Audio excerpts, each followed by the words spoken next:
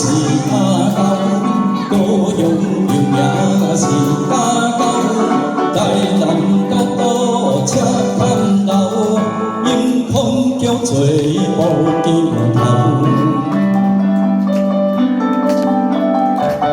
美好有时是点码头，北到土名是宝岛，南港淡水是海口，真水叫做牛码头。